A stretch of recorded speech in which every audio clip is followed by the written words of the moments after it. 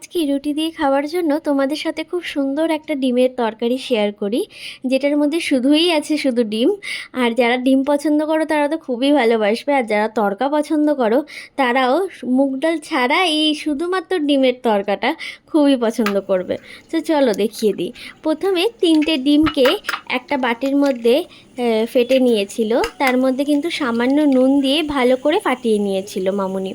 তো তারপরে কিন্তু কড়াইয়ের মধ্যে তেল দিয়ে এটাকে কিন্তু ভেজে নিচ্ছিল মামুনি। কিন্তু এই ভাজার সময় খেয়াল রাখতে হবে ডিমগুলো যাতে লাল লাল না হয়। সাদা সাদা থাকতে থাকতেই কিন্তু তোমরা দেখতেই পাবে যে মামুনি কিন্তু নাবিয়ে নিচ্ছে, কারণ এটা যদি লাল হয়ে যায় তাহলে যখন ডিমের তরকারিটা হবে তখন কিন্তু ডিমটা শক্ত হয়ে যাওয়ার সম্ভাবনা থাকে। তো দেখতেই পাচ্ছ কেমন সাদা সাদা নামিয়ে নিয়েছে মামুনি। তো তারপর ওই কড়ার মধ্যেই অল্প করে তেল দিয়ে তার মধ্যে কালো জিরে ফোড়ন দিয়ে দিয়েছিল, আর হচ্ছে শুকনো লঙ্কা।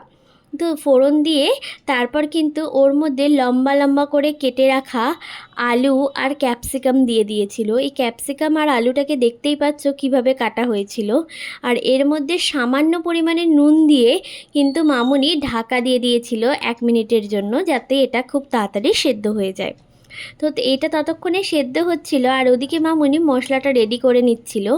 আদা, রসুন, গোটা জিরে আর গোটা ধনেকে মামুনি কিন্তু ভালো করে শিলের মধ্যে কিন্তু বেটে নিয়েছিল।